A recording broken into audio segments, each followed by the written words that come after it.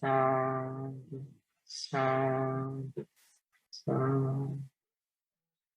Namo tassa bhagavato arahato samma sambuddhassa. Namo tassa bhagavato arahato samma sambuddhassa. Namo tassa bhagavato arahato samma sambuddhassa. Sadhu, sadhu, sadhu. So today we will be focusing on a sutta that helps us to be positive throughout our life uh, and to have a broad sense of mind to cope better with the situations that arise in our day-to-day life. So this name of the sutta is the Kharajagaya Sutta, meaning the deed-born body. So Kharajagaya means it's another name for the body. So normally as humans, our whole life revolves around this body because we recognize each other according to our figure, and throughout our life we interact with the physical form when it comes to ourselves and others. That's how we interact with people. So, and we try to do the best we can to be look good, to be healthy physically. So there are a lot going on in our life with regard to the body, and that's how we sort of interact with life as humans with the body. So, and throughout this life, in the samsaric journey, we take different, like we wander into different lives, and there's no end to this samsaric journey, the cycle of rebirth. And there are many lives we go through, not knowing this nature of life, but because of the teachings of the Buddha, we have the opportunity now to have a deeper understanding, to broaden our understanding of life. So in this sutta, this Kharajagaya Sutta, we can learn how we interact with life based on this body, but how the consequences shape on us, so that in different journey, in our samsaric journey, how we are reborn in different destinations because of our actions by body, speech, and mind. So, once Buddha said that if we were to collect all the skeletons in that 1 year's time, and we were to normally they dislocate and they disintegrate and they become part of the earth, they turn to soil. That's normally happen. What happens with the skeleton when a person dies? But if we were thought that if we could preserve those skeletons, the skeleton of one single person in his life, in an eon's time in this samsaric journey, Buddha said it would be huge than the Vepula mountain. That's a mountain that was there in India. So that same mountain would still be there, but named differently. So it's a huge mountain, that much of skeletons for a single person. So imagine the samsaric journey, how many times we are again and again reborn. And the human world is only one destination. One destination. There are many other realms, the ghost world, the hell world, the Titan's world, the Brahma world, the world, and really you are born in human. Still, if you were to put together all those characters and heat them up, it would be more larger than the mountain way to say it before. So that's our nature. So that is this body that we interact. And this sutta is based on the Buddha Sutta. So here Buddha begins the sutta by saying, Nahan bhikkave sanchetanikanam kammanam katanam upachitana appati sanviditta vyanti bhavam vadami. Here Buddha says, because I do not say that there is a termination of volitional karma that has been done and accumulated so long as one has not experienced its results. That means once you do a deed, be it by body, speech, or mind, once you have done the act, that so long as you have not experienced the results, they don't extinguish. They don't cease to exist. Surely they have to bear fruit. They will bear fruit. It will happen, definitely. How? Sancheko ditteva dhamme. In this very life. It can happen in this very life. Or upapajjeva, in the next life. Or apareva pariyaye, in the subsequent life. In the samsara, until you attain nibbana, until you are free of this samsaric journey, in one life, you will have to suffer the consequences. That means definitely the karma you have created by your actions will bear fruit. That is what Buddha says. So you are held responsible. You have to bear the consequences. That is definitive. But I do not say that there is making an end of suffering so long as one has not experienced the results of volitional karma that has been done and accumulated. But definitely, until those karma you have accrued, you have to suffer the consequences. Or else they will not cease until that happens. That is the predicament of this life. Anything you do by body, speech, and mind, any word, any act, any thought, any intention is karma. And accordingly, whether it's good or bad, then you will have to suffer. If it's a good deed, you will bear the consequences. As a result, you will be born in a heavenly world. So the heavenly world is a place where you reap the benefits of the good deeds you have done. And the human world is mixed bag. Good and bad karma comes to effect here. In the animal world, that's bad karma. And of course, in some cases, there can be some good karma also, but the majority is a bad karma comes into effect in the animal world. And the ghost world, the titan world, and the hell world. That's how it is. So now you may have come across that people sometimes they say, like, we have not done any wrong to people. We have led a good life, but still we suffer in this life. Why does that happen? Why do you still lead a still good life, but still you have to suffer? Why is that? Because this is a samsaric journey. You may have led a good life in this life, but what if the other lives in samsara? You have accrued a lot of karma, and they may come to bear fruit in this life, and then you have to suffer.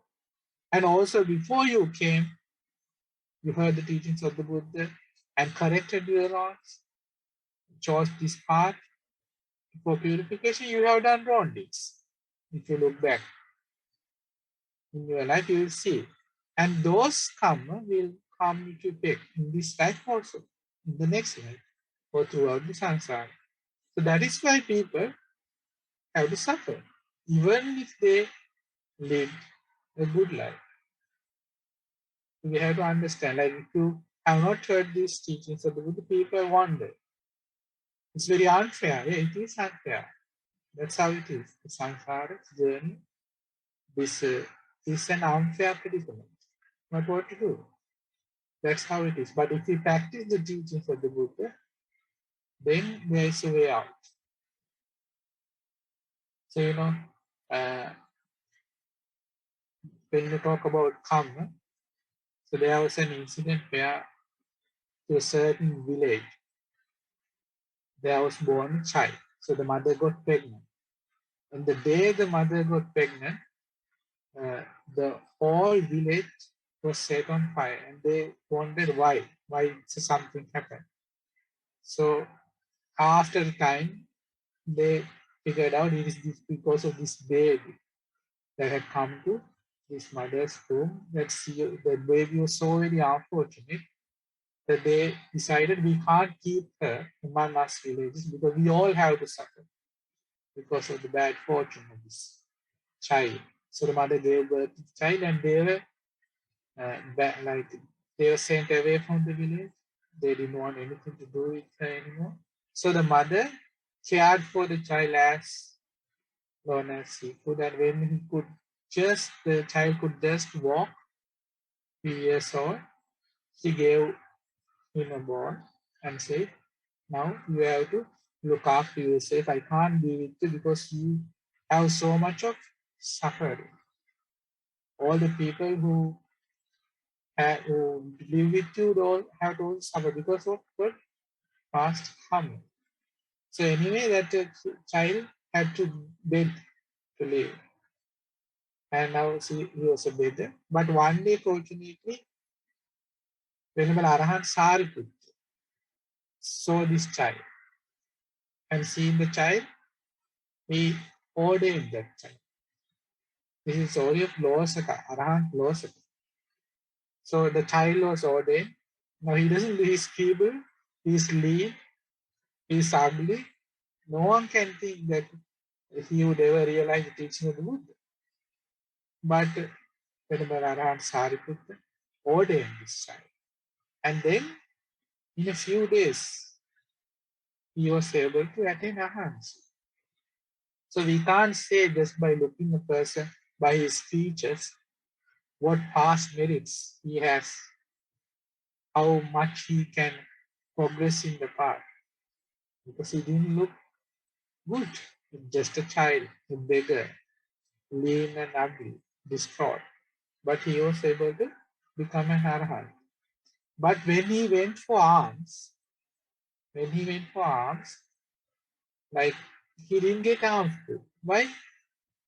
When anyone was going to, when someone tried to offer him alms, they could see that his bowl is full.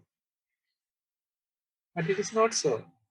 It appears to the person that this venerable monk's bowl is full. So they would move on to offer the alms to someone else. So in this way, no matter for how long he would beg for, go on alms down, begging for food, Losaka, China, that was his name, Arahant Losaka did not get alms food. Then, because we can't live without food, and there came the day now he was Venerable Arahant Sariputta, so that he was going to now die. Because somehow he can't come to get any food. So Venerable Arahant Sariputta went himself on alms to the palace, and the back on the palace he also offered alms, and without having the alms there, when he was about to leave, they asked why you are not having alms, why are you leaving? He said, no, I have to take this for that month. So they said, no, you have your portion. We will send a separate portion for that month with the servant. So they called the servant boy and filled another alms bowl and sent some food for Arahant Losaka. But on the way, this boy thought, these monks, they always get food. So why not I have this myself? And he had the food. He didn't take it to Arahant Losaka. He ate the food. And then again, that Arahant somehow, Arahant Losaka, he did not get the food. And when Venerable Arahant Sariputta returned and asked, did you get the food? I said, no. So then quickly he went for alms again and got some alms, and he didn't know. He said, okay, now have this food before it passed the time, before afternoon time, you can't have. So, but when he tried to take the ball from Venerable Sariputta, he said, no, I can't let you have the ball. If this ball is taken into your hand, the food will be lost. Because there's a powerful karma that prevents him from getting the food he needs to survive this life. So it's a very poignant moment, very sad, sorrowful moment. So Venerable Arahant Sariputta was holding the alms bowl with the food in it, and Arahant Losika would put his hand in and eat out of the Venerable Arahant Sariputta's alms bowl. So that's the only meal he got in that life as a monk. And because of lack of food, he passed away, became Parinibbana that very day. So what happened? Why did this happen? In the past Gautama Buddha's time, so happened that there was a monk. He was a virtuous monk, and to that monk's monastery there came another monk who was an arahant, but that monk did not know. But the people who attended the monk of that temple, when they saw this new monk who had just arrived here, who was very pleasant in his demeanor, in his accents, in the features, in the way he conducted himself, they were drawn to him because after all he was an arahant. So that monk who was there before thought, okay, because now this new monk has come, all the praise and the gain I got from these people, the laity, now would shift to this new monk. So he was not happy for that monk being there. So next day when it was about time for them to go for alms, normally in a monastic environment, when it's time for alms, you ring the gong. So you know the other month it's time for leave for alms, go on alms ground or to go for alms. So this monk, what he did was, he went to that, you have to sound the gong. He just knocked it on, just by his fingertips. You can't hear, no, when you do that, you are supposed to sound it aloud. He just knocked with his fingers so that that monk would not hear.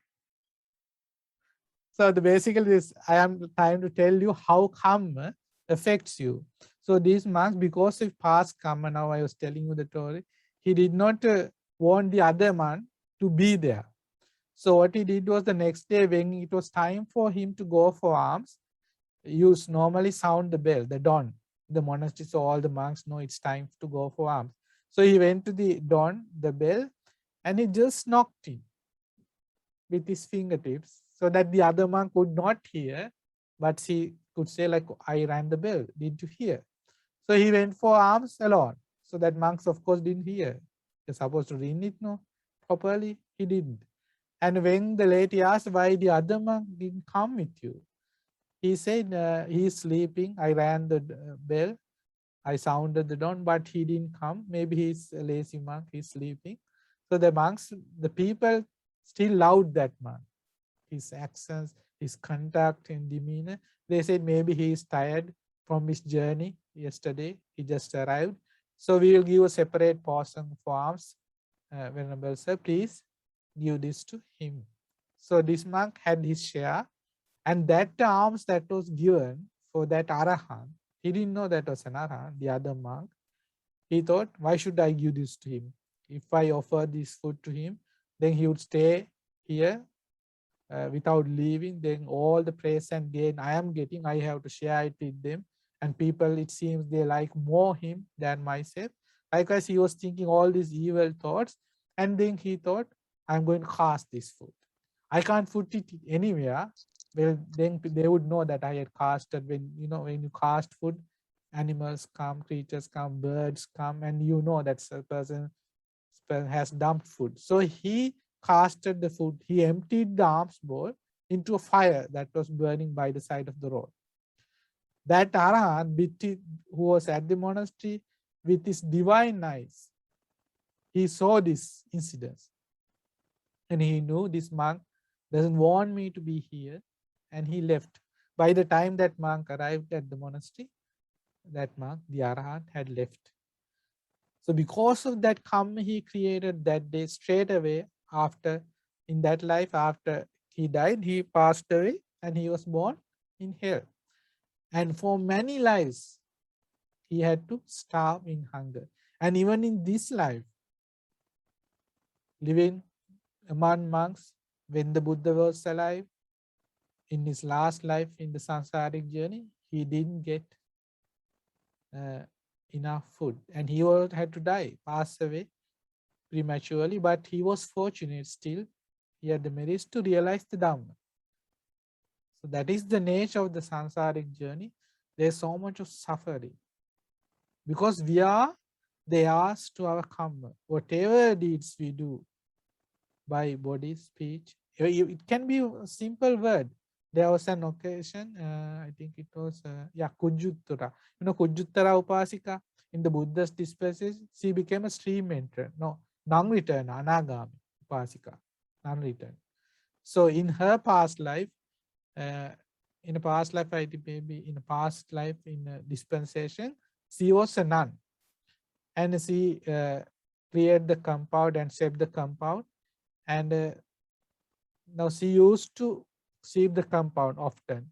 And one day, another nun sneezed accidentally. You sneezed, no? And a bit of snot fell on the compound. But he, because that nun had just shaped the compound, she got upset. Why why did you do that? So he just said that, she said that single word. She called that nun a whore because she accidentally sneezed and some snot fell on the compound, the stupa compound. But that nun was an arahant, bhikkhuni. Because of that karma, straight away she was born in hell, and for many lives she was a whore. She had no family life, no children, no one to call her mother. She had to lead the life of an whore. Not Kujjuttara, this was Ambapaliya. Ambapaliya, and even in this life, in the time of the Buddha, she was a whore, the Ambapali. But fortunately, because of the Buddha, she was able to realize the Dhamma. And in the case of the Kujjuttara, Kujjuttara's case was in a past life. Kujjuttara was a servant, no? She was a servant. That happened because in a past life, she was a princess. In that life, an Arahant Bhikkhuni came to the palace and she ordered that Arahant Bhikkhuni to get her something. Give me that ball or something. She ordered Arahant nun to do a certain act, to serve her in a way. So when the Arahant nun was ordered to do this act, she thought, okay, if I were to not give this, not do this, then she would get upset and angry with me. And because of that karma, she will be born in hell. But if I were to act upon this order and take this ball to her, because of that karma, she will become a servant. And this Arahant Bhikkhuni thought better be a servant than being reborn in hell. So she took that ball to the princess. And because of that karma, for many lives, she had to become a servant, a slave. And this life also, she was a slave. So in this way, we all, each and every one of us as individuals, we are enslaved by karma. So that is why Buddha said, whatever actions you do by body, speech, or mind, definitely you have to suffer the consequences. So we have to understand that nature of karma.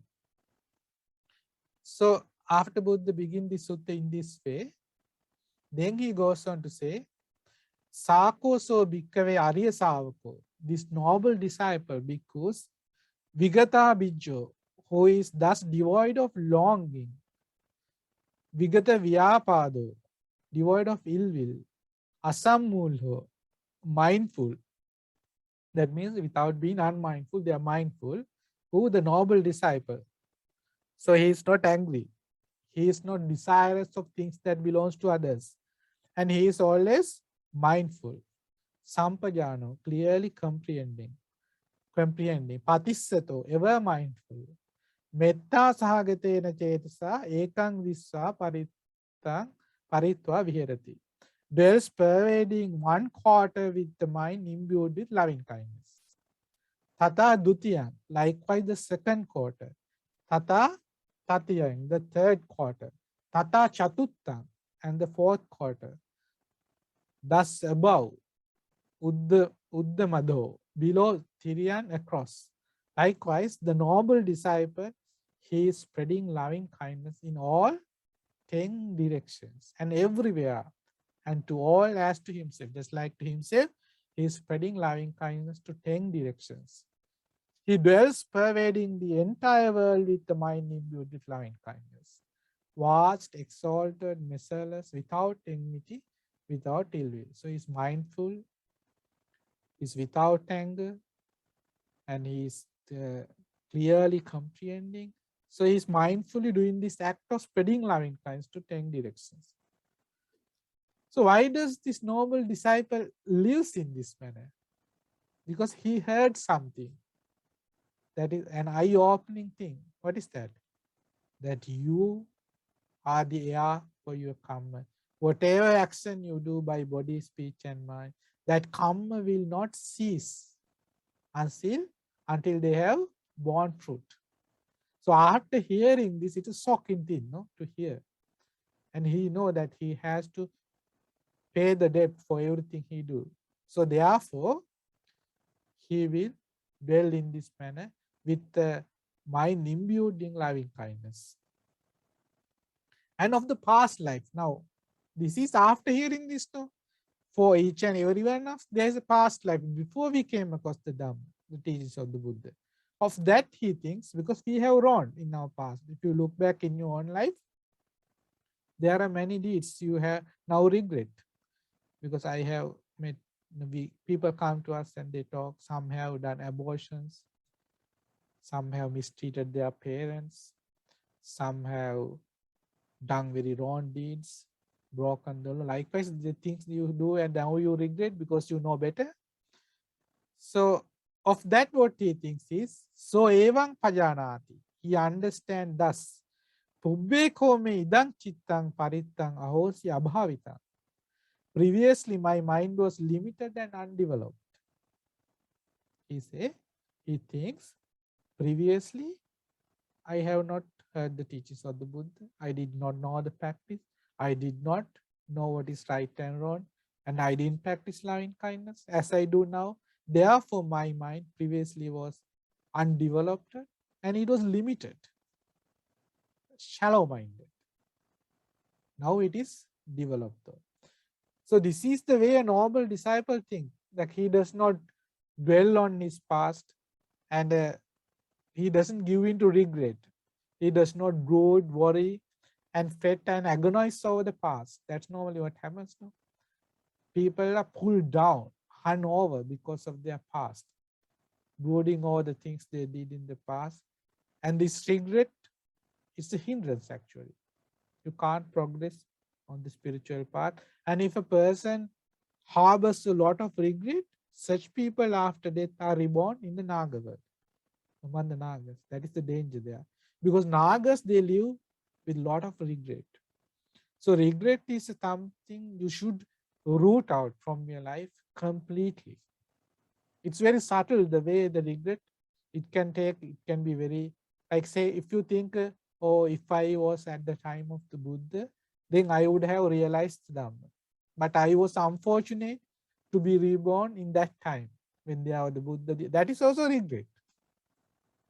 That is not wise consideration, because you have the opportunity now. The teachings are there, the opportunity is there for you to still benefit from the Buddha's dispensation.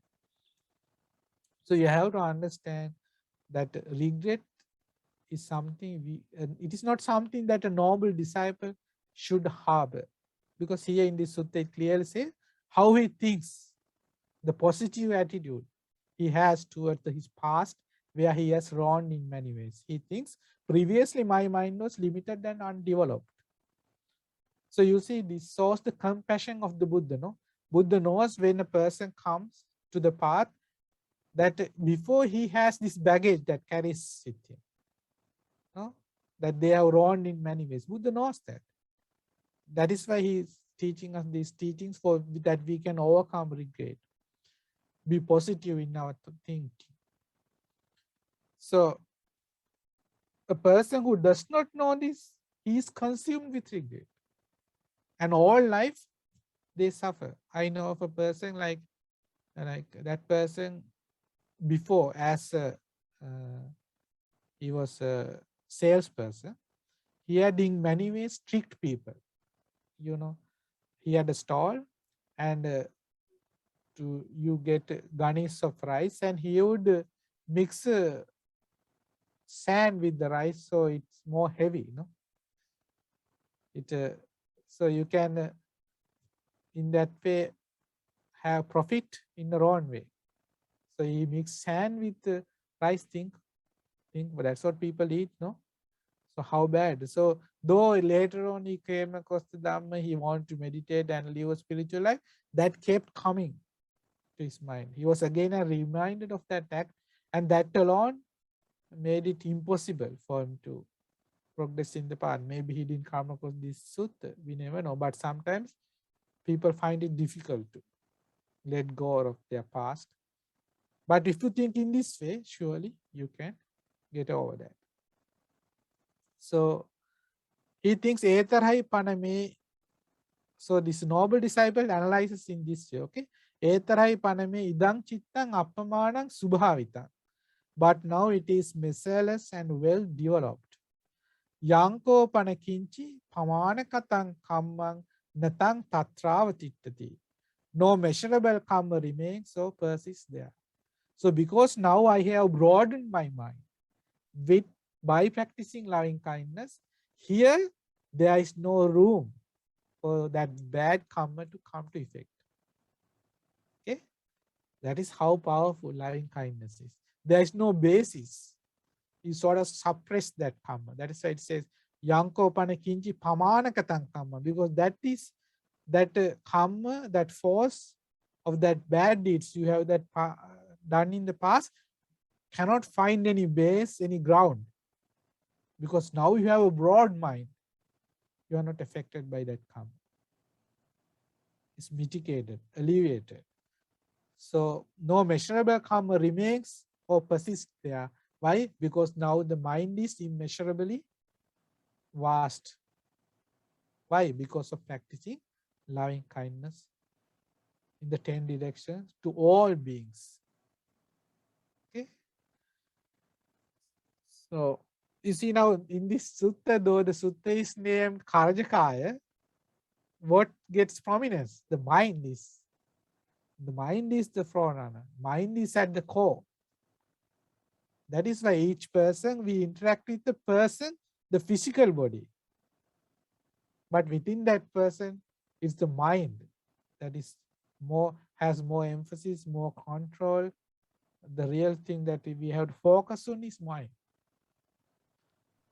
So if you purify the mind, yeah.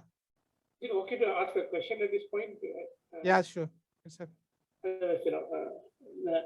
now the meaning of this is, I want to clarify one thing, and this says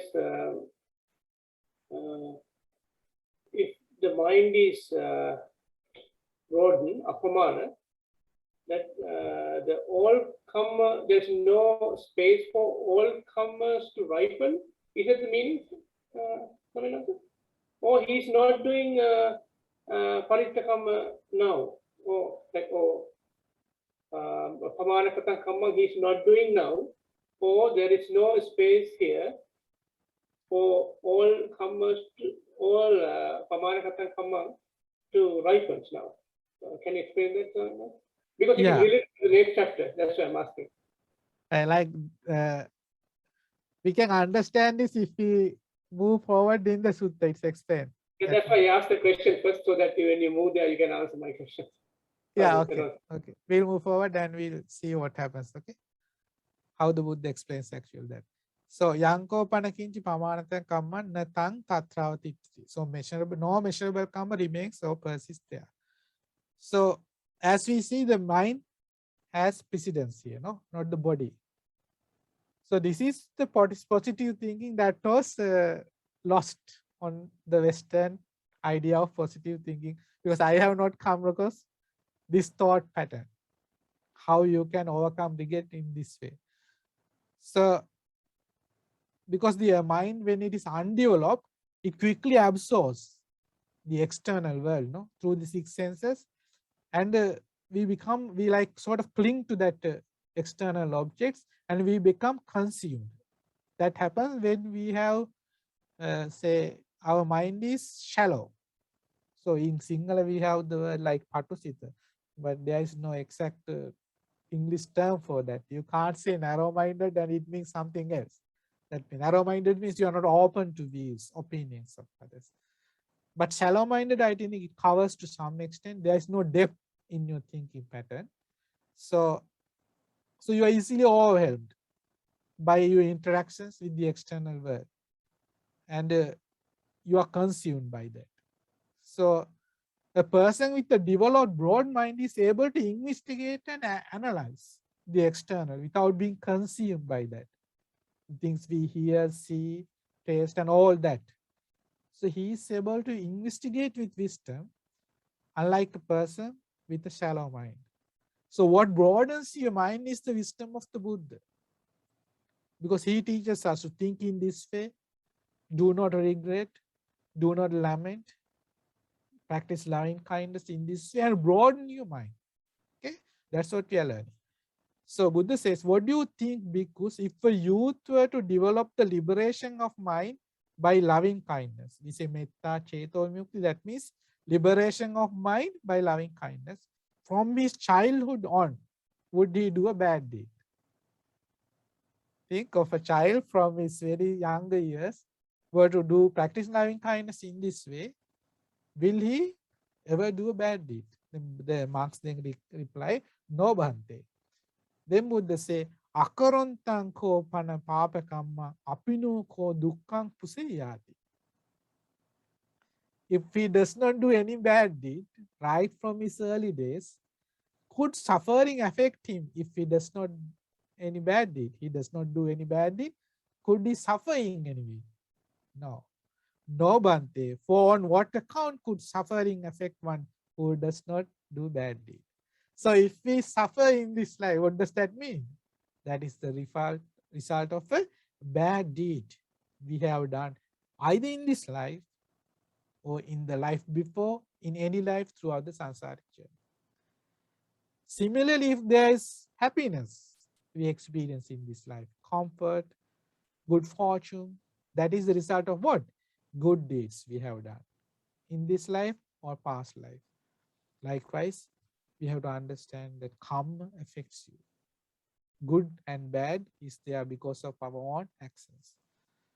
So if you were to practice loving kindness right from your younger years, here Buddha says you will not suffer in any way.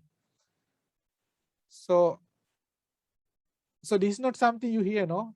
To say that thing, to practice loving kindness from your very young years. Normally think of a child, normally when you cry, say you hit your foot on something or someone hurts you, then to make you feel good, what do your parents do?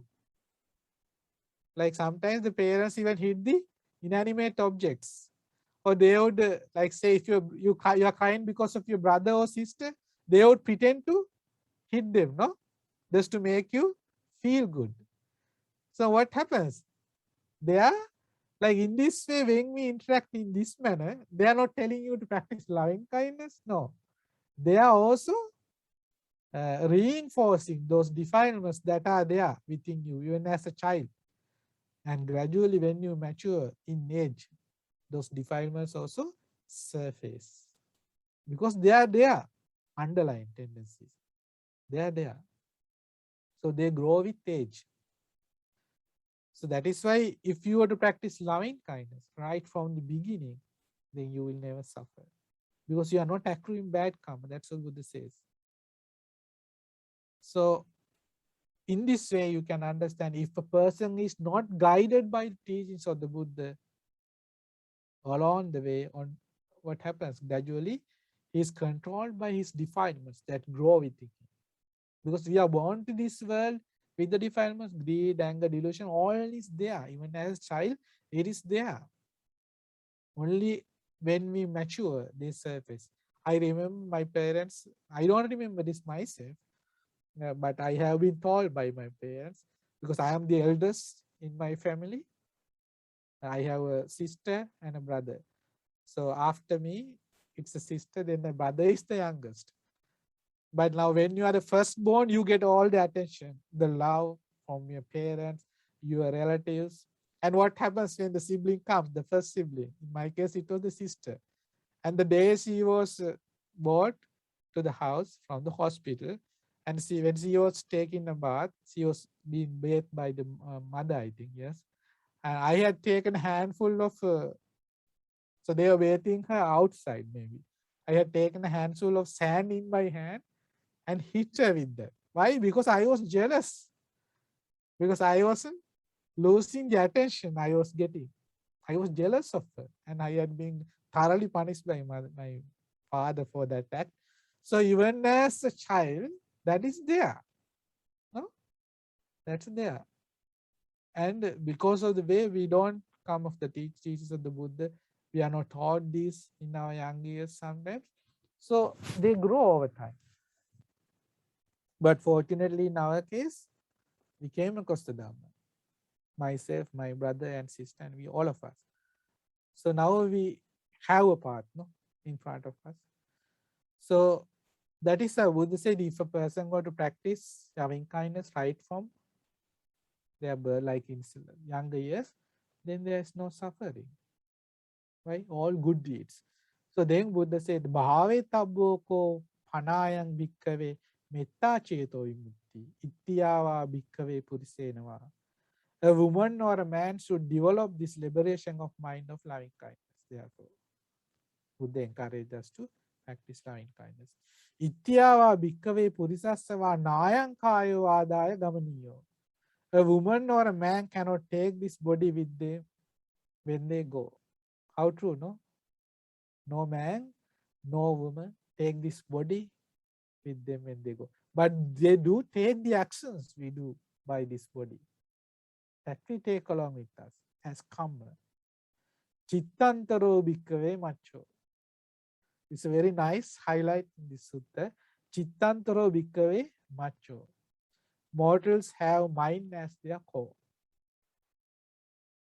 It's like more, it's very difficult to give a more clear meaning in English. So basically it means like, in a nutshell, this life is about the mind itself, not the body. Everything about this life is based as its core as the mind. Chittantaro bhikkave macho, said the Buddha. That is the nature of the human life.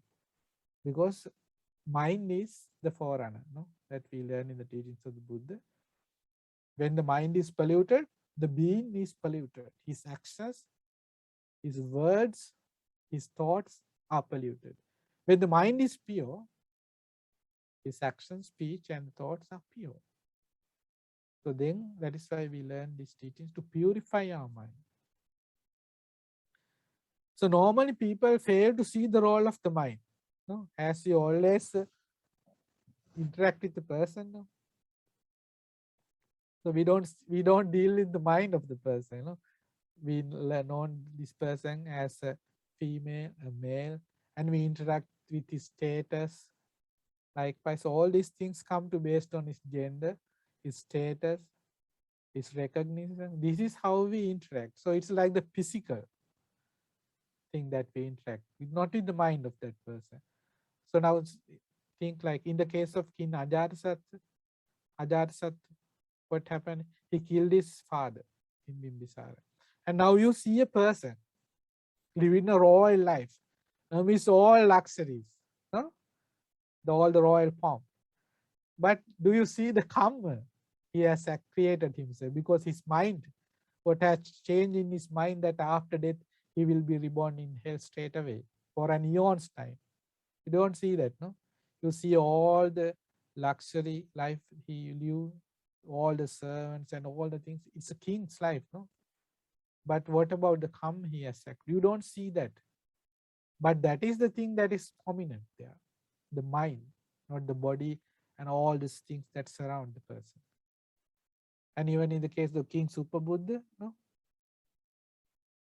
he harbored evil thoughts against the Buddha, and one day when Buddha was about to go in front of his palace, he stopped that. No, he lied down across the Buddha's path and prevented Buddha from proceeding. He said, "I'm not going to let you go in front of my palace." And Buddha said, if a person willfully blocks the path of a Buddha, he will be reborn in hell because of that karma. And as I remember, within a week's time, Buddha said, he will be born in hell. And he did all he could to prevent that from happening. He went to the topmost floors of his palace and he locked all the doors up to the foremost floor, and he put guards on all the posts and said, even for me, don't let me come down until 7 days has elapsed. But on the 7th day, the royal horse, I think, began to wreak havoc in the palace, and only the king can tame the horse when that happens. So he forgot all about this arrangement and he came down of the palace.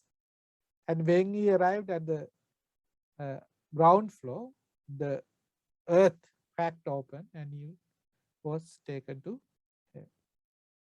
fell into the hell because of the karma. Buddha didn't want that for him to happen, but that is the nature of karma, because he willfully blocked the path of the Buddha with anger. So that's where we have to understand this about the mind and its purity of your actions, not about the body and how you look, how you dress, how you present yourself. That's not what matters. How pure your mind is. Do you live with the mind of loving kindness? Do you live with the broad mind or a shallow mind? It's up to you to decide. You can change. Because you have come across the teachings of the Buddha, and you have this new avenue of thought, new way of thinking. That's what we learned today. A new way of thinking. This is the truly positive thinking. Unfortunately, a few come to hear of this in this world. Now that we have, we should make the most of it. No? So Buddha said, the noble disciple understands in this way. Yanko me ida kinchi pubbe imina karajakayana papakamman kata. Whatever bad deed I did here in the past with this deed-born body is all to be experienced here. Sabbantang ida vedaniya. Whatever karma I have done based on this body, this physical body, sabbantang ida vedaniya, is all to be experienced here. Natang anugang bhavisati. It will not follow along. Evang bhavitako bhikkave metta cheto vimutti anagamitaya samvattati ida panyassa bhikkhuno uttaring vimutting appati vijjato. Okay? Why does he not carry along that karma of his past deeds?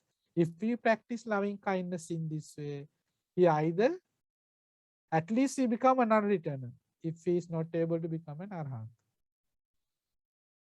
So you can develop your mind through loving kindness to such an extent so that past karma, the wrong deeds you have done in the past, does not find a base within that mind that has been broadened to such an extent that you will either become a non-returner or an arhat. So that's how I think now you got the answer, no, Prasad? Swaminathan, you came to the point, Swaminathan. Now, earlier said that if someone is crying from the childhood, he will be happy all the time. That means all karma he has done in the past births will be inhibited, ripening this in this birth because he is kind. Like his mind is broadened and apamana. So that means, I Yeah. don't know which word for that. So and there and here the last sentence you said, and it says like sabban kammang ida vedaniya. Yeah. It means in this birth all the karma will ripen. So that, can you explain Yeah, that? he says, I am going to develop my mind through loving kindness in such a way, I will make sure that I will do not carry any baggage, any karma, any residue from this life to next life. Okay. I thought that When all you are karma. yeah. It's not So when about you all practice karma, right? It is about this, the karma you do in this life. yeah, all even in the past karma, he's making a sort of resolution, because Buddha gives the guarantee here. If you practice loving kindness in this way, then you will become either a non-returner or an arhat. So what is the meaning of ida vedaniyam, Swaminathan, in English? The Vedana means I will practice so that I will bear the karma here and now. I will not take for an example, Arhat Angulimala, in the case of Arhat Angulimala, I am coming to that now. Next, we have to, Buddha says, we have to practice compassion in this way. So I thought I'll discuss Arhat Angulimala then. So if the same theory applies, then we will discuss this further. Okay. For now, just remember, the Vedana means I will make sure that I do not carry this baggage to another life. I will make sure it ends here and now in this life. How that happens, we will discuss. Because when you become an unwritten or an arhat, there's no any residue more. But for like you don't accrue new karma. But the past karma is there. But they also lose their base to make a huge influence on you in such a way. Now we can say because you have broadened your mind. Say now we'll discuss that when you go to the sutta. Okay, I'll come back to that. So for now, bear with me.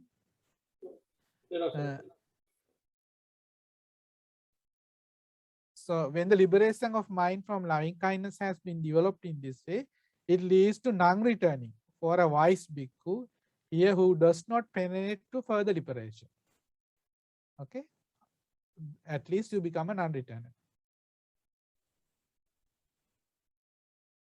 So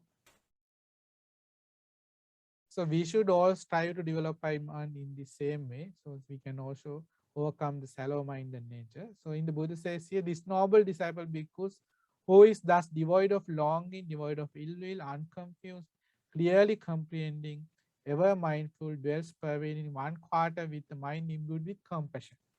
So next Buddha encourage you to practice compassion in this way.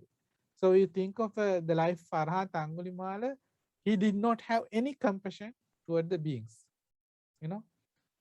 He was hell-bent on killing people so that he could make this garland of 1,000 fingers. He killed more than 1,000 because in the beginning when he killed people and took one finger from each person, that's how he was supposed to do, one finger from one person, and he hid them in certain places and they spoiled. So then only he decided, after killing many, he know that they were spoiling and he couldn't make the count, the 1,000 he wanted, collect them. So he made a garland and hung it around his neck. So he killed many. Arhat Angulimala killed many. And but after he became in the Angulimala Sutta, it's a very beautiful sutta. If you read, there is an occasion the people were so scared of him. Villages were lost because he killed so many. There are very few people, and villages became non-villages, it says in the sutta. So why? Because he killed so many. And in the end, the people went to the king, do something about this person because we are helpless. So the king, he sent troops and he would can 100 troops and still he would kill. So he was that powerful, Angulimala. So then Buddha, with a huge, I think 500 horsemen, I think, as I remember, with 500 horsemen, I think he went to capture Angulimala. Before he went on that same day, Angulimala was going to kill his mother for the 1,000th finger.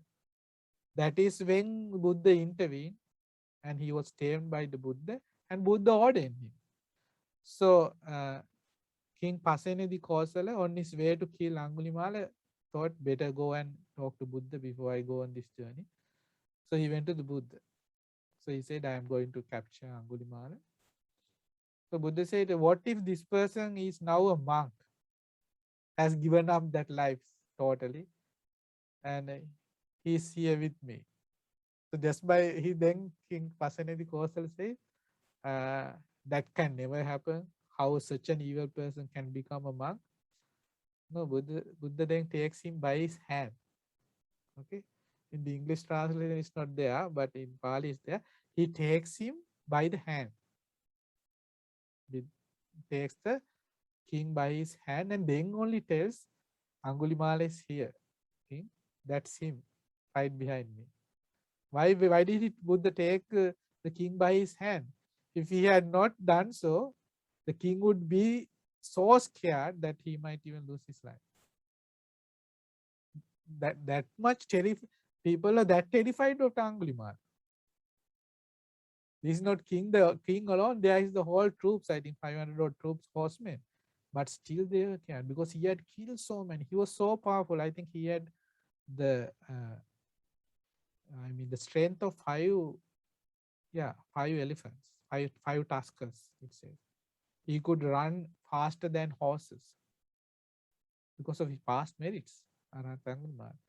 So then he's ordained with us. Then the king was somehow able to bear because the Buddha was holding onto his hand, and he said, okay, then if that is the case, I will attend to him with all the 4 requisites. So likewise, then in that way, Arahant Angulimala, he was not still an Arahant, okay? He was just ordained a monk. Then one day when Angulimala, Venerable Angulimala went for alms, and he sees this mother in pain because she can't deliver a child. So she's in pain, want to deliver them, but there's some blockade. So he had so much compassion, and he was sad for that the pains he was going through. This is the same person who had killed thousands, kill people just like you would pluck a leaf or whatever. He didn't care for life. Now that incident of seeing the mother in pain, that felt to the monk. So he went to the Buddha, and Angulimala said, I saw this woman in pain. How can I help them? Buddha said, you can make this resolution. Satchakriya, we say by the power of the truth that I have not killed any living being, may she be well and happy, may she deliver the child safely. But the Angulimala said, I have killed many. How can I say such a thing when that is the case? Buddha said, no. Once you have become a noble disciple of the Buddha in this new birth of life, this is a new life for you. I have not killed any living being. That is what we say Parittanyam Nisinattana. Like in the Angulimala Paritta we say, Yato ambagini Ariyaya Jatiya Jato Nabijanami. Ariyaya Jati means Arya Jati, like this noble life. Once I am born to this noble life, Sanchichapanang Jivita Vorupeta. I have not intentionally killed any living being. Tena Satchena Sottite Hotu Sottigabbat. With this power of this truth, may she deliver this baby without discomfort. The moment he went to that place and said this Satchakriya, the baby was born. Even after that incident happened, people would wash that place, the stone or something that was there, and take water, pregnant women, and they would drink that water and they will deliver very easily the babies, healthy babies. That power is there for an eon's time. Kappatta Imhateja Parittantamma. The power of that words of truth that he had given up killing living beings remains still of Angulimala. So he practice compassion. No, he broadened his mind to such an extent by practicing the teachings of the Buddha. Because here Buddha encourage you to practice compassion to the 10 directions as well. So then you will, then that happens. What happens? The past karma will not find any base here. And when Angulimala Sayingas, now he went for alms after all this happened. Now he's been practicing for quite times. And now I think he's an arahant by then. Okay. When he went for alms, still, if you know, children, when they hit stones at trees to pluck certain fruits, they would hit Angulimala Sayingas. They are not hitting at him. They would hit sticks, but those also would hit him. So in this way, he had to suffer in this life. And he came to the Buddha. There's a poignant moment when he comes to meet the Buddha. He's bleeding all over. And those days they had the clay arms bowl, no, not the ones we have now, not the metal ones, the clay arms bowl. And this broken. So his all robe is soaked in blood. So Buddha said, have patience, Brahmi. He called him Brahmi. Buddha calls a person a Brahmi when he's an Arhat. It's another term for Arhat. By then, Arhat Angulimala had become an Arhat. So Buddha said, have patience. You have extinct so many karma that you would have had to suffer in the hell world had you not become an Arhat. So we see that's what it means in the Sutta when it says Ida Vedaniya. Now he is suffering here. The residue, all that is expunged. Why? He's an Arhat now. But still that karma is there. The past karma he had done, a residue is there. You know, that means he had made sure he ends it here. He does not take into the next life. That is what it means to become an Arhat. Or Nangritana is born in the Brahma world, you don't suffer there. Okay. So now think of in the case of Arhat Moggallana, he was beaten to death, no? But it ended in this life. It was past karma because he had done the same thing to his parents. He bludgeoned them to death, no, in the past life. Therefore, he had to die in this life in an unfortunate way. So he made so Ida Vedaniya. Why? They had developed their mind, it broadened their mind to this also. Metta, Karuna, Mudita, Upekka, altruistic joy and equanimity. All 4 aspects are discussed in this sutta. So the same pattern applies. So in this way, now you understand, no, when it means like Ida Vedaniya, I will make sure it ends here and now in this life. I will not take that baggage to another life. When you become Arahant, you don't create new karma. And all the karma you have throughout the samsara accrued, that may have brought about birth in the bad destinations, they are no longer there.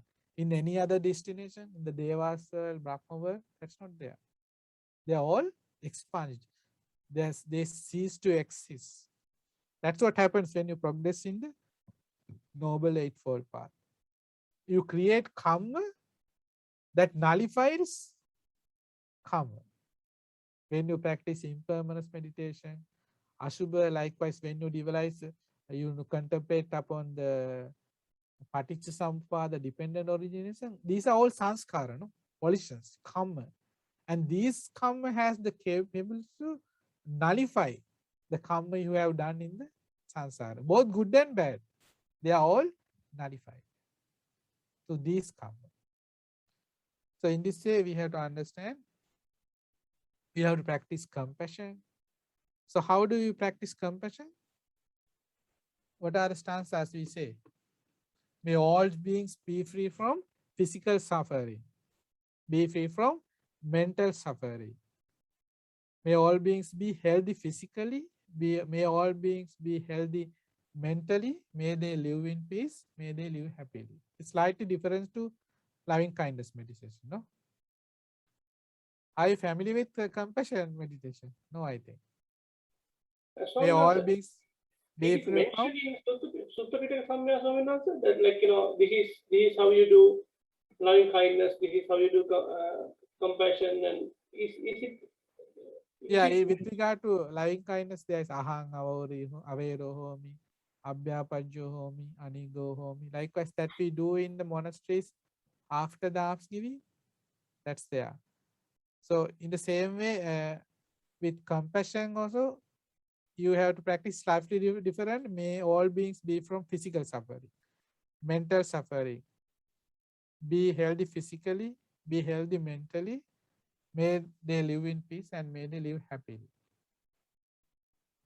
So likewise, when you do this, you can broaden your mind and you don't have regret now about your past, because you now, previously I did this on this because my mind was unlimited, undeveloped and limited, whereas now it is broad, and these come, they have no place in this life, and I will not take them to the next life. Likewise, he understands this and he broadens his mind to loving kindness, compassion, and what else? Mudita, altruistic joy. That means you wish well for others. No, people are very jealous. No, the opposite is you don't feel avarice, jealous towards others. You are happy when people succeed. Normally, people have a lot of jealousy when, even when other children of, say, your friends' children, they do good in exams, they do good do well in life. You feel jealous because your children are failing. Because these things happen, and even children, some people don't want others to succeed in studies. So these things happen. Jealousy is there, but the opposite is altruistic joy. That you are happy when people succeed. So that also you have to practice in the 10 directions. May all beings grow in lifespan. May they grow in beauty. May they grow in pleasure. May they grow in power. May they grow in fame. May they grow in praise. And may they grow in wisdom. Likewise, you wish well for others. You can practice this in the 10 directions. That is what altruistic joy. This again also broadens your mind. Then, in the same way, you have to practice equanimity. Equanimity is like daily, like we say, daily we grieve on painful encounters. We accelerate with pleasurable encounters. Like there are ups and downs in life, and accordingly, when it is a good thing, say it's up, then you get happy and accelerated. When it is bad, when it doesn't go well for you, then you get down. No?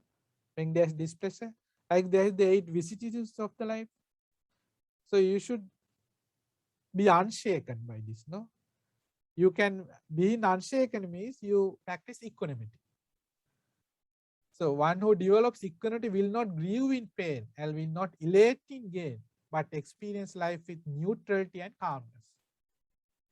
That is what it means to have equanimity, practice equanimity.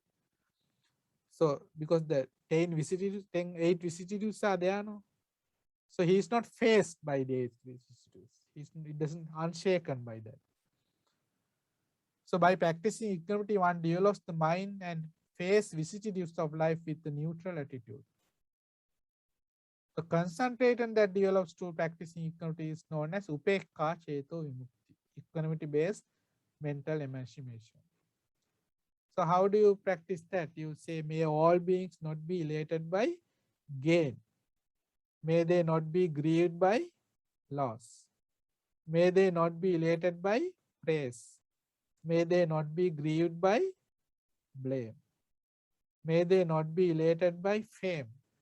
May they not be grieved by disrepute.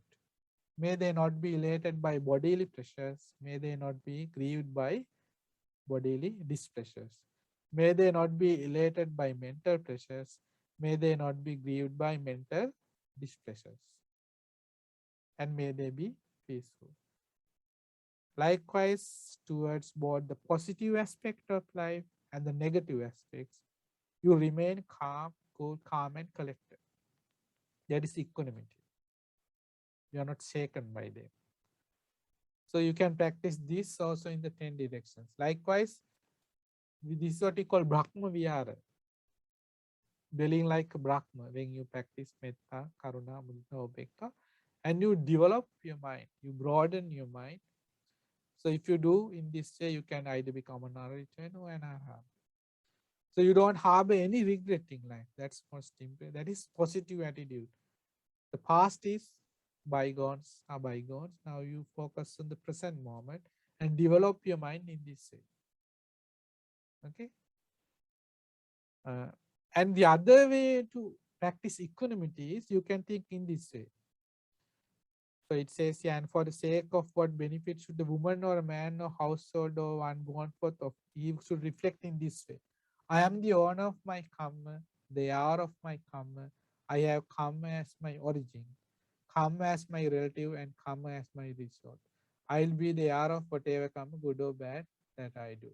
So like people, now when you live the life as you all do, there are times when people treat you in a wrong way and you feel hurt, you feel you are ill-treated, and you feel that you don't deserve this. You think, I have not done anything wrong. Why should this happen to me? Why is he treating me in this way? I don't deserve this. Likewise, so we are looking for fairness, but in life you don't get fairness. So you have to think like whatever deeds he is doing, he will be the hour of his karma. You don't have to say, hurt him back. You don't have to retaliate. You think whatever things he is done, it's his karma. So I have to make sure I do only good deeds. If you retaliate, you are also sharing his karma. No? If he is hurting you, are trying to hurt him back. Make even. Get even. But then you are creating bad karma for yourself. So if you believe in the words of the Buddha, you are safeguarding yourself. You think that is, it's not easy thing, because we are used to retaliate, no, in any form, try to get even. But if you think in this way, that is practice equanimity. So whatever things he do, he will carry on. He will have to suffer. So, but I have to remain calm. I have to practice metta, mudita, upekka, the 4 dwellings of the Brahma, and I have to develop my mind. Our teachers said something. Our teachers has said. He said, "Don't let others sow seeds in your field." You know, someone calls you. Okay, and if you get angry towards him, then you are being provoked, and you are. If you get angry, that means you are letting him sow fields in your field, and you are also getting angry. Means you are also acquiring bad karma. If you are indifferent toward this act, then it's his karma alone. You are not sharing with him. So likewise, so you have to decide what's better for you, and you should not retaliate in this. That is equanimity if you are able to do that, but that's not easy. It's not easy thing to do. But we can't just give up on it. No? Somehow we have to bit and bit try to practice the good things in life, or else there is no end to this suffering in the samsaric journey. But if you do practice in this way, gradually we can progress in the path. Even it is slow, it's on the path, and that's what matters. It's in the right direction. You are doing what has to be done, because no one else is going to do it for you. You have to find the way out. Even the Buddhas, they only show you the way. And it's very clear what you have to do. But for you to do this, you have to have what we discussed even before, the Irdhipada, no? The 4 bases of spiritual power: the desire, the determination, the effort, and wise consideration, wisdom. There has to be there. They are the cornerstones. So in the practice, that's what guides them. Because we have to keep on striving. No? Effort has to be there all the time. You know, when you are swimming, if you want to get to the, if you are in the sea, you are swimming towards the land, you know, say island or whatever. So then you have to keep on, no? You can't make one stroke and give up. You have to again strokes. It has to be continuous effort, or else you drown until you reach the destination, until you reach the island, the land. You have to keep on striving. That is what Buddha said. Arambaka dhatu. There's three. You have to begin effort. Arambaka dhatu. Then there's parikkama dhatu and something else. I can't quite. So anyway, you have to begin. Nikkama dhatu, no? Yeah, arambaka dhatu, nikkama dhatu, parikkama dhatu. All three has to be there. Begin it, continue it, and do it with much effort. Keep on putting the effort until you have accomplished your goal. That's very important. So if we try today, gradually, bit and bit, we can begin to realize, move forward in the path. So in this way, we have to focus on broadening our mind, or else we can be consumed by regret. You know the story of Erakapatta, the Nagaraja? Have you heard that? The Naga serpent Erakapatta? Like in the Kassapa Buddha's time, there was a monk. Yes, Bhante, I had heard. You have? Very good. Yes, Bhante, I had read it in the Dhammapada book. Yeah, it is in the Dhammapada. So in the past life, there was a monk, a young monk, and when he boarded the ship, okay, the ship was sailing, there was this Eraka, the branches of the Eraka tree was hanging from the riverbed. So he clung to one leaf and he didn't let go. He could have let go, the monk didn't let go. So the leaf was broken. So as monks, we can't pluck flowers, we can't break twigs. So live things, the trees, we are not supposed to hurt them in any way. So then if we do, we have to confess in front of a monk. So he didn't care much about this. He forgot the incident and he lived the monk life, virtuous life for 20,000 years. But when he was about to pass away, there came to his mind, that day I made this mistake, but I didn't confess. And he wanted to confess to a monk, but there was no monk around to confess. And he died with regret. He led a very virtuous, good monk life for 20,000 years. This was in Kassapa Buddha's dispensation. But unfortunately, he could not get over that small mistake, that trivial mistake he made. And he died. And he was born as a Naga serpent. And he was distraught to find when he saw the body, the form he took. He saw that he had taken the form of a Naga serpent. He was so very distraught, having led a monk's life. And from that day onwards, he also had a daughter, Naga Manavika, a lady Naga, that would be there for his pleasure. And from time to time, he would he would come to the river and put his hood from the water, raise his hood from the water, and on the top of the hood, this lady. But you know, Nagas, they can take in human form also. So she had a very beautiful human form also, and she would dance. And because this Naga serpent somehow wanted to meet the Buddha, he asked her to. This happened like twice every month. They would come to this river, and upon the hood of the Naga, this beautiful lady would dance, and many people flocked to see this event. So then she would ask a question based on the Dhamma. She would say a verse, and for anyone, the Naga said, for anyone who answers this correctly to this verse, would get this lady, this beautiful lady. He could keep them, and many other treasure also I will give them. So he wanted to find whether Buddha had arisen in the world, because only Buddha can answer that question properly. So this went on for years, many years, but still he didn't get an answer. But when Gautama Buddha, our Buddha, came to this world and he attained enlightenment, there was this Uttara, a young man named Uttara. And one day Buddha saw this was the person that he could achieve stream entry today. And out of compassion, Buddha waited for him. And Uttara also heard of this thing that was going on. And he thought I also have to go there and try to answer that question, and I can get the lady. So Uttara on his way, when Uttara was on his way to see the Naga, Buddha was by the way, under the shade of a tree. He was there waiting for Uttara, because Buddha knew he would today realize the Dhamma. And when he was passing by, Buddha called him and asked, "Where are you going?" He said, "I'm going to see this Naga serpent and I'm going to give this answer." Buddha asked, "What is the answer you are going to say?" He said, "This." And he gave his answer. Buddha said, "No, that is not. This is what you have to say." And he taught him the answer. He learned it by art and he contemplated upon that and he became a stream mentor.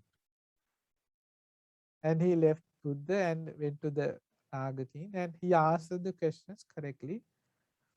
Then the Naga serpent knew surely a Buddha has arisen in this world. So he asked, where is he now? He said, over there. And he quickly went there. And he fell at the feet of the Buddha and cried.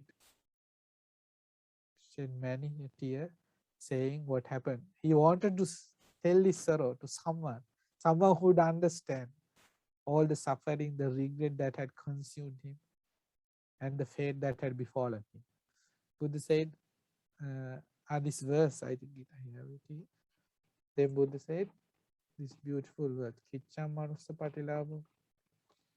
That means it is very rare that Kiccho Manussa Patilabho, Kiccang Machana Jivita, Kiccang Saddhamma Savana, Kiccho Buddhanang Upado. It is very rarely that you are born human. Rarely do you get the chance to see, to hear the Dhamma, the teaching of the Buddha. Kiccho Buddhanang Upado. It is very rarely the Buddha arises in this world. All these things, this human life, all these aspects, all that we have actually is very rare. So, but now you are a Naga, you have none actually, in this case.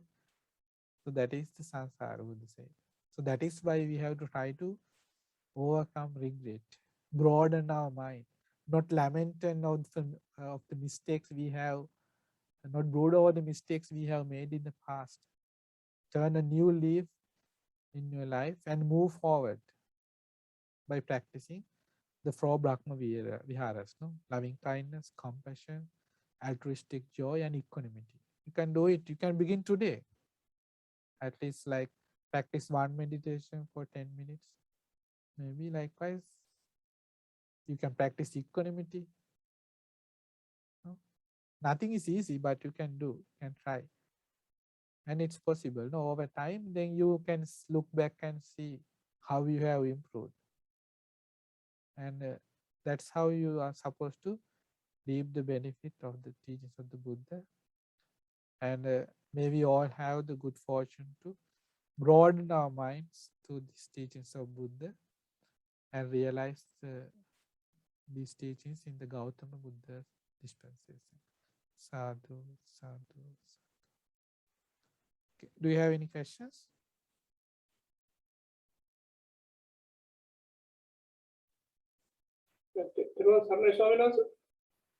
Sorry?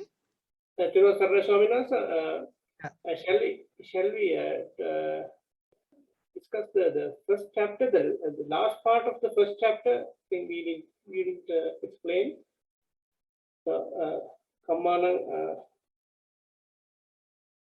Kammanang Katanang Upachitanang Appatisanveditva Dukkasanta Kirya Vadam.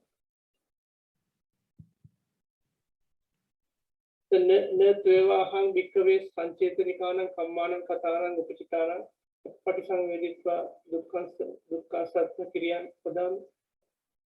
That part. One moment.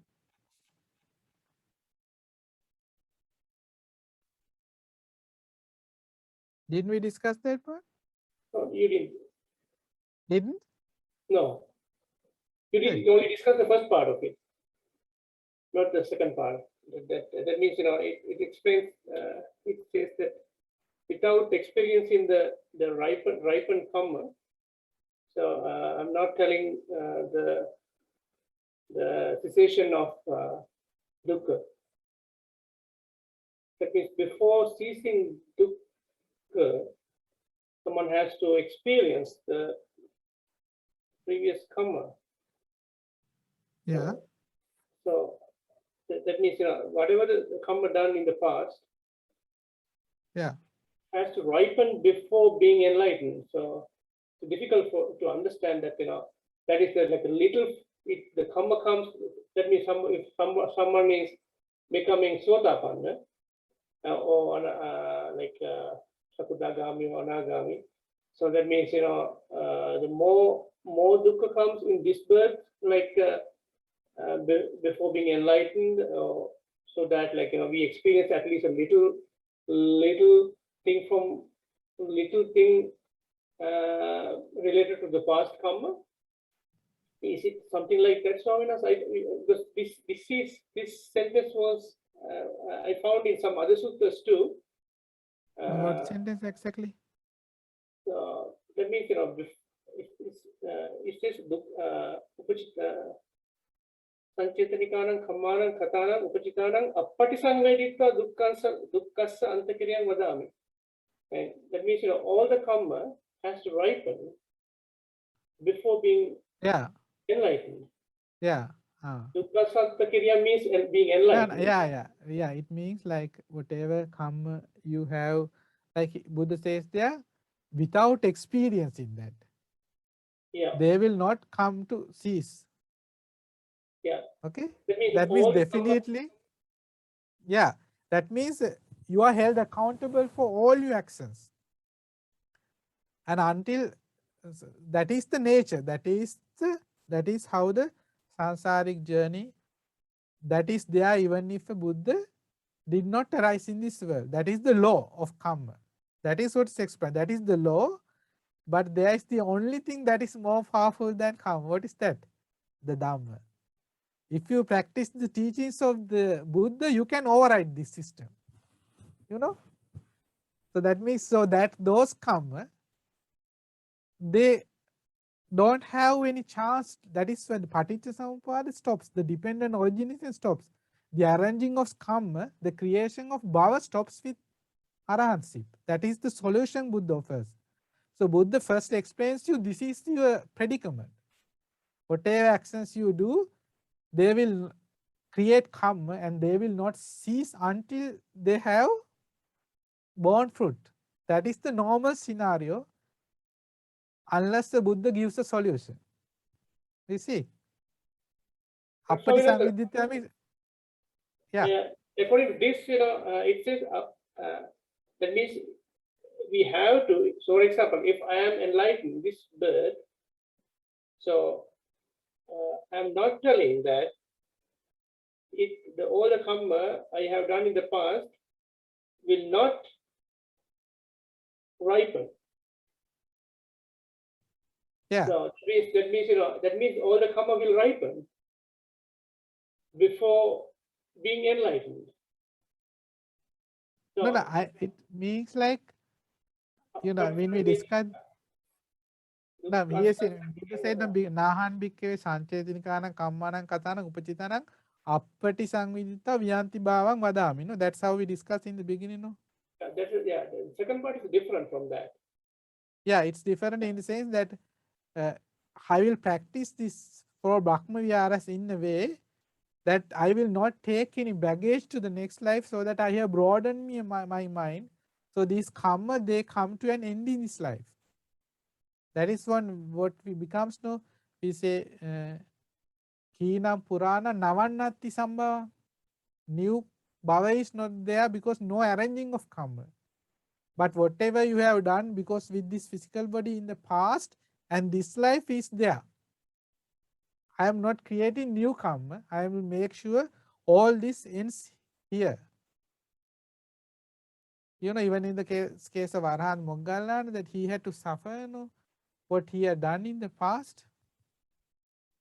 Maybe I am not understanding what Mahanta is really trying to get at. Yes, the part I don't understand is the meaning of dukkha kiriyam means being enlightened. That means the cessation of dukkha.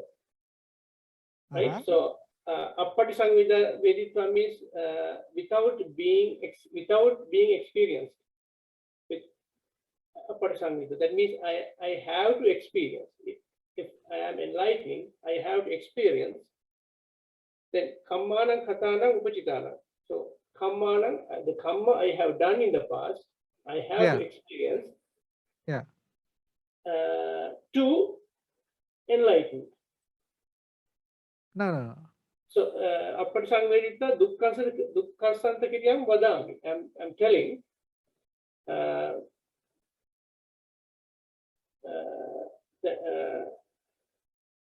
It says that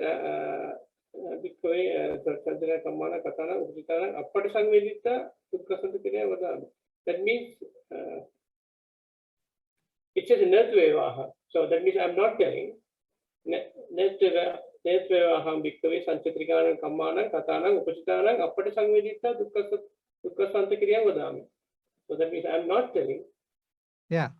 Oh, I'm telling that you have to experience all the Kamma. Yeah. Yeah, because that's the normal nature of the beings, no? We will have to experience. Huh? Even you enlighten, that means you have to experience all the Kamma. Yeah, if we don't, that is the that doesn't mean that like we should not misconstrue the word Buddha says there is like say that is the nature, so that unless we are freed of the sansaric journey, as long as a being is in this sansaric journey, you're talking of a being who is in this sansaric journey, he will have to suffer his karma. But gradually when you attain the fruits of the path, gradually these karma are extinguished. Like when you become a stream entered, all the karma you have done that may have accrued, may have brought about growth in the 4 bad destinations, they are expunged. When you become a Sakadagami, most of the karma is expunged, that you will not be born in the bad destinations. You will only once come to the sensual realm, whereas there may have been many karma to come for the sensual realm. When you are being non-return, you will never come to the sensual realm. Likewise, like it's a gradual process. Until you become an Arahant, it's there. That is when it all stops, but gradually along the way when you practice the path, that is why the karma is eroded. Okay? So that's how you have to understand. Because these when you have to study the suttas, like we are in one sutta, there are certain ways like we have to understand the whole picture to get the idea, because these are like here Buddha talks on one pariyaya, we say dham pariyaya, ways of talking. Then, but we should study and we understand the whole picture, then we know where this fits, what is being conveyed. Likewise, without knowing that certain karma can be like when you practice the Noble Eightfold Path, the gradually karma is eroded. If you understand it, then you understand this is what it means here. I'm not sure whether it clears up the doubt in your mind, but that's what's happening. Okay. I try to. I have been thinking for a long time about this sentence. I didn't have anyone to ask about this. I see. That's why I'm asking. If you can, like, I will again look back again the Pali and see, try to get a better understanding. Maybe we can discuss next time. Thank you, sir. Sure. And I have questions here on the chat.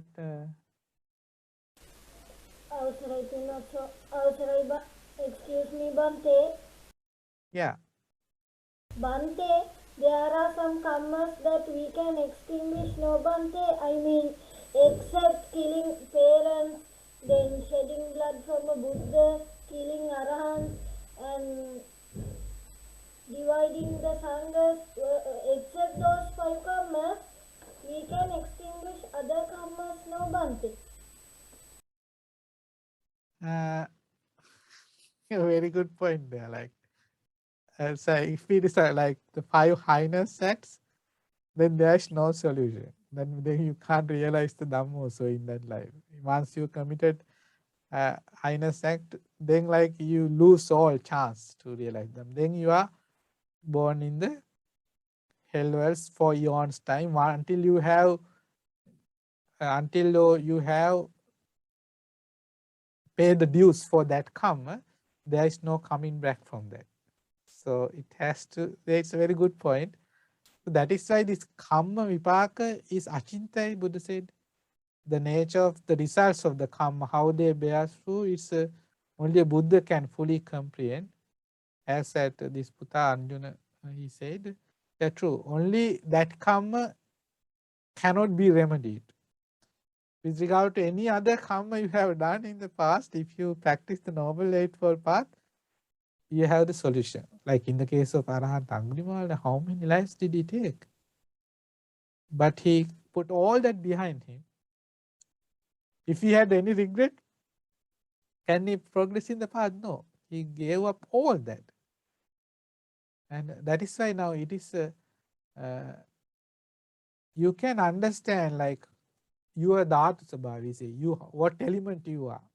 If you are of the Deva elements, Devas, they don't have regret. No, like the nature of the Deva element is like this. Say, there may be many things you have done in the past, wrong deeds, but you do one good deed.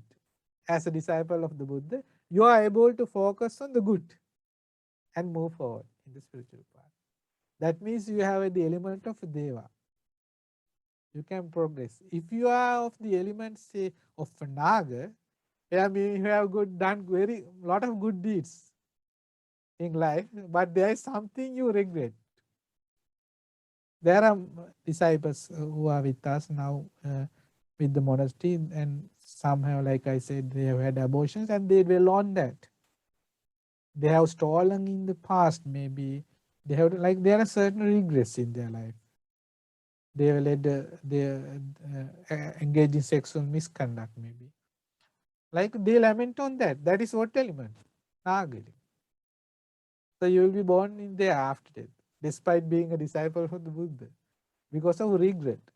So you have to understand what are your shortcomings and try to overcome them by practicing the teachings of the Buddha. So never harbor regret. Okay. So we have some questions in the chat. I'll see if you can understand. Okay.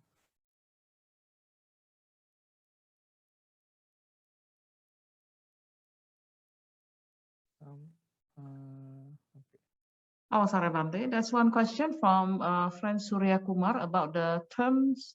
What are all the terms in Pali for begin it, continue it, and complete it? The virya, Bhante. I don't. Yeah, it is Maafin, Bhante. Arambaka dhatu, Parikkama dhatu, Nikkama dhatu.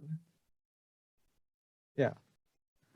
Begin and continue until you have achieved the goal. Dalla Parakrama, we say, when we say Dalla Parakrama, like there have to be much effort has to be put. And that has to be continued. Begin and continue. Because effort itself is impermanent. No? You have to always keep arousing effort. That happens, you arouse effort when you understand your predicament, no? This samsaric journey. And the words of the Buddha when he said, even if your head was on fire, your clothes were on fire, disregard that and focus on the practice. Why does the Buddha say such words? Because he knows the danger of the samsaric journey. So that much of effort has to be put to emancipate.